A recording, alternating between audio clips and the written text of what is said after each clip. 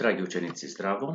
Јас сум Тони Аврамов, професор по македонски јазик и литература во Средното општинско училиште Јосиф Јосифовски од Гевгелија.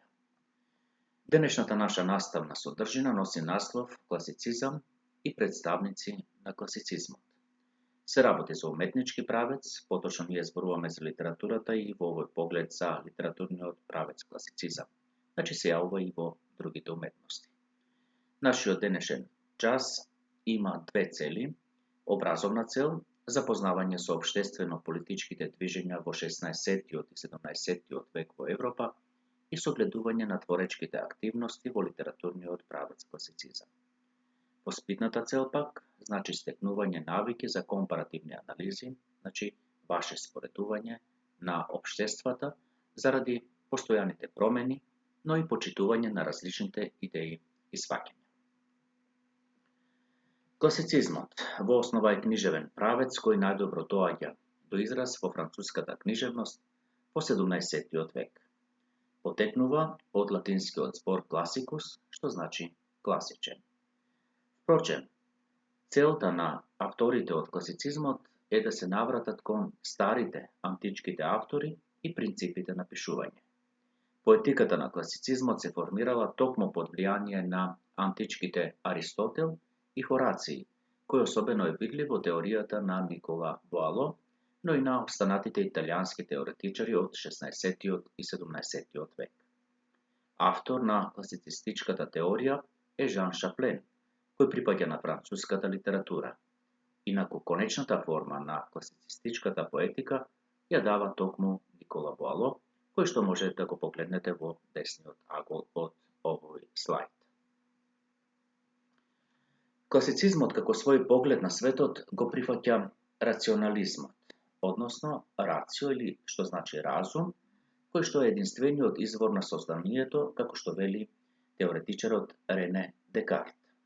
Во овој период на класицизмот, економската моќ била во рацете на граѓанската класа. Граѓанската класа пак е креатор на националната култура. За класицизмот како литературен правец велат дека е лесен, милослив и певлив стил. Таков бил, впрочем, и во останатите уметности. Класицизмот најпрво се јавува во литературата, а потоа и во другите видови уметности. Во музичкиот класицизам постои совршена рамнотежа помеѓу содржината, формата и усогласеност помеѓу сите елементи на музичкиот јазик, метарот, односно метриката, ритамот, мелодијата и хармонијата. Еве ги принципите на класицистичката теорија. Секој литературен правец, впрочем, си има своји правила на пишување, така и овој литературен правец. Меѓутоа, во основа, овој може да се рече дека е индивидуалистички литературен правец, кој што, како што реков, се заснова најповеќе на античките принципи на пишување и на поетиката од Аристотел. Првата точка која што се однесува на принципите на класицистичката теорија е инспирацијата или вдахновението. Основен предуслов на поетското создавање треба да биде токму инспирацијата на авторите, која сепак треба да биде подкрепена со знаење. Разумот, веќе кажав нели дека Рацио и Рене Декарт се основоположници на некој начин на ова размислување дека се поаѓа токму од човековиот разум. Разумот во творечкиот чин представува начело на свесното, критичкото одбирање. Во уметноста треба да се знае што разумно треба да се избере за да се пишува. Култот кон антиката е особено значаен за овој литературен правец. Почит кон старите грци и римјани и кон нивното творештво, што треба да биде пример за создавање, односно творење. Потик за создавање оригинални дела, строго забранување на непосредно изразување на своето јас и лични исповеди. Однос на корисното и убавото. Во основа на овие сваќања преовладува тврдењето на Хорација дека треба да се спои корисното со убавото. Во тој спој, делото дава морална корисност, без која за ниту еден класицист не би имало уметност. Корисното и служи на уметноста, но не и обратно. Петтата точка или петтиот принцип, култ кон правилата. Да се почитуваат утврдените форми во трите рода, во лириката, епиката и драмата. Починувањето кон однапред утврдените видови форми е всушност фактор на дисциплината. Без ова почитување на правилата, би го изгубило својот подлабок смисол, својата естетска оправданост, бидејќи секое чисто формалистичко поимање на правилата е спротивно на духот на класицизмот. Ќе видите и подоцна дека овде особено до израз доаѓаат почитувањето на формите, но и начинот и стилот на пишување. И еве го нели како шесто проблемот на стилот, вистинитост, природност, јасност, чистина на изразот, возвишеност, едноставност, чувство на одмереност, совршенство, разноврсност на тонот, складност, коректност. Ова не се само одлики на добриот класичен стил, туку тие се и уметноста на класицизмот. Се вели нели во шестиот принцип на класицизмот. Последната точка или последниот принцип е теоријата на книжевните родови. Да не се мешаат жанровите.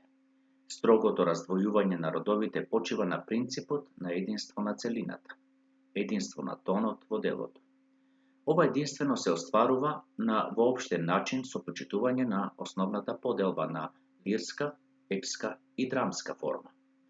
Најважното и најпотполно се дефинирани трите големи жанрови на класичната книжевност – трагедија, епопеја и комедија.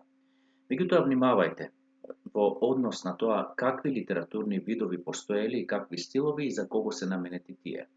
Постоеле виши, во кои што спаѓаат како литературен вид нели одата, химната, епопејата, трагедијата. Овие дела биле наменети за повисоката класа и најчесто темите биле бирани од историјата, односно за кралеви, за јунаци. Средните дела, елегијата, идилата, сатирата, басната, епиграмот, биле наменети за средниот сталеж, а за најсиромашните била наменета нискиот вид, односно комедијата. И имале теми нели од секојдневниот живот со цел да се насмее, односно да се разведри народот. Еве некои од позначајните представници на класицизмот, тука се Жан Расин со неговото дело Александар Македонски, значи пишува во стихови, понатаму Жан Батист Поклен Молиер, ќе го работите од него литературното дело Тартив, од Ла Фонтен ги имаме басните, исто така се за обработка, и Пиер Корнеј, кој што исто така ќе го обработувате со делото Сид. Има и други автори, меѓутоа овие се позначајни автори кои што ви се потребни и за кои што треба да имате колку толку некакви сознанија. На крајот јас би ви посакал да имате пријатни денови, но и да направите една задача, односно да извршите една задача, доколку сте во можност, да ја пронајдете книгата од Аристотел, Поетиката или некаде за поетиката, и да го проверите ставот за единствата за кои се застапува класицизмот. Да видите колку, значи класичарите се подкрепени од Аристотел, односно од античката литература и колку ги почитуваат тие правила уште од антиката. Ви благодарам на вниманието и останете со добро здравје. Довидување.